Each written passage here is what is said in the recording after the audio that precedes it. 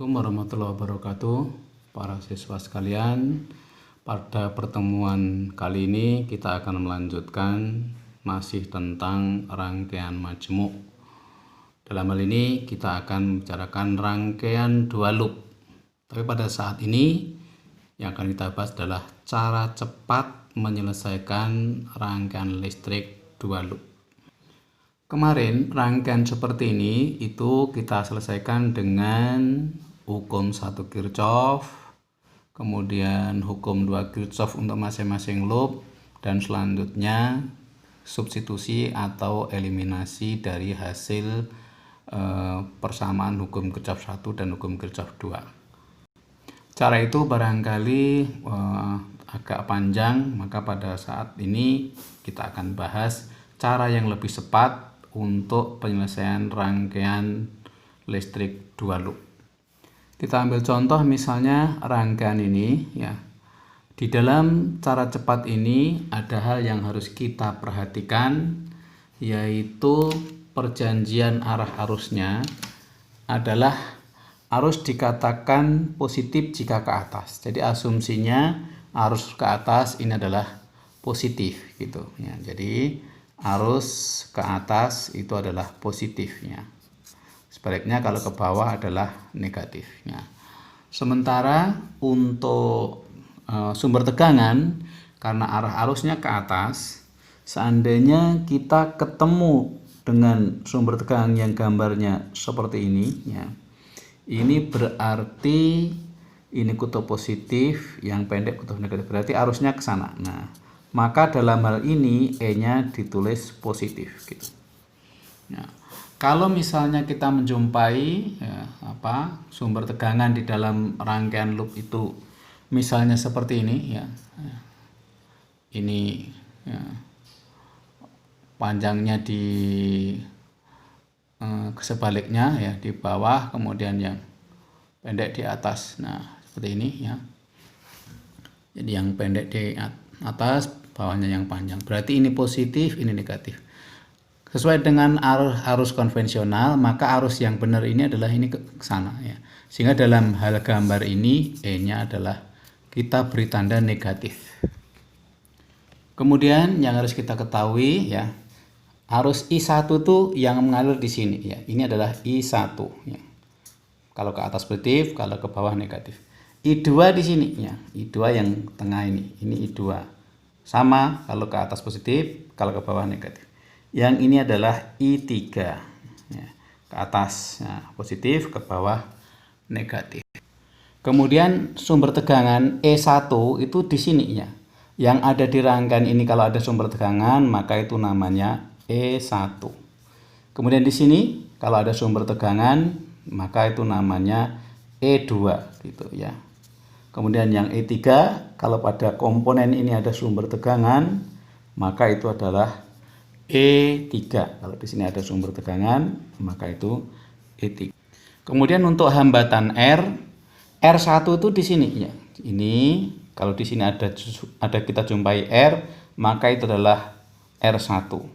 Kemudian R2-nya yang di sini ya, kalau ada hambatan itu namanya R2, dan di sini kalau ada hambatan, maka hambatan totalnya adalah R3. Demikian. Maka cara cepatnya kita perhatikan, cara cepat dari rangkaian ini kita perhatikan. Jadi I1 ya, itu adalah E1 dikurangi E2 kali ini 1, 2, berarti ini R3 ya. Ditambah E1 di depan lagi dikurangi E3 dikali R2. Kalau ini 1, 2, 3, kalau ini 1, 3, 2. Kemudian penyebutnya adalah R1 kali R2 ditambah R2 kali R3 ditambah R1 kali R3. Seperti itu ya. Sehingga untuk soal tadi ya, kalau ini ada rangkaian dua loop ya, ini 4 volt, hambatan dalamnya 0,5 ohm, ini setengah ohm, ini 1 ohm. Tengah ini tidak ada tegangan, ada hambatan R2 6 ohm di samping kanan. Ini tegangannya 2 volt, hambatan dalamnya setengah ohm, ini 2,5 ohm. Maka dengan demikian kita bisa tuliskan komponen yang akan kita pakai, yaitu E1 ya. E1-nya adalah 4 volt positif ya. Karena ini panjangnya di atas, maka arus di sini ke sana. Berarti E1-nya 4 volt positif. Kemudian E2-nya 0 karena tidak ada sumber tegangan. E2-nya 0 dan E3-nya 2 volt juga positif. Karena di sini panjangnya di atas. Kalau ini panjangnya di atas berarti arusnya pasti ke sana. Maka kalau ke sana berarti tegangannya positif. Kemudian untuk R-nya ya, R1 ya, R1 berarti adalah setengah tambah 1 tambah setengah, berarti 2 ohm. R2-nya hanya 6 ohm saja dan R3-nya adalah setengah ditambah 2,5, berarti 3 ohm. Maka kita masukkan ke persamaan tadi ya, ke persamaan tadi I1 adalah E1 min E2 dikali R3 ditambah E1 min E3 kali R2 dibagi, nah, kita kalikan semuanya, R1 kali R2 ditambah R2 kali R3 ditambah R1 kali R3. Sehingga kalau kita masukkan ya, E1 itu adalah 4 dikurangi 0 kali 3 ditambah 4 dikurangi 2 kali 6 dibagi dengan 2 kali 6 ditambah 6 kali 3 ditambah 2 kali 3, sehingga hasilnya adalah 12 ditambah 12 ya, dibagi 36 atau sama dengan 2/3 ampere.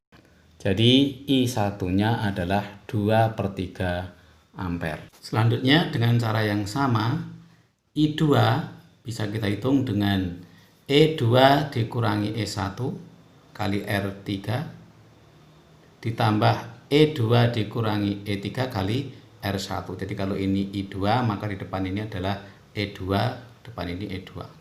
Dibagi dengan ya, 2 kali 6 tambah 6 kali 3 tambah 2 kali 3. Hasilnya adalah 0 dikurangi 4 kali 3 tambah 6 ditambah 0 dikurangi min 2 kali 2 dibagi 36. Hasilnya adalah min 16/36 atau 4/9 ampere. I2-nya adalah 4/9 ampere, ketemu negatif, berarti arah arusnya ke bawah. Ya, dengan cara yang sama maka I3 dapat kita cari ya. I3 ya, maaf ini I3. Ini I3 ya.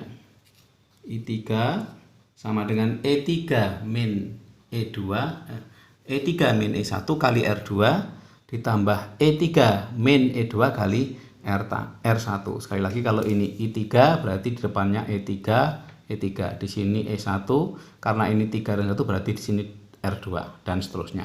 Dengan cara yang sama maka kita peroleh nilai tegangan, nilai arus I3 ya. Arus I3 adalah 2/9 ampere negatif ya. Nilai I3 adalah min 2/9 ampere negatif.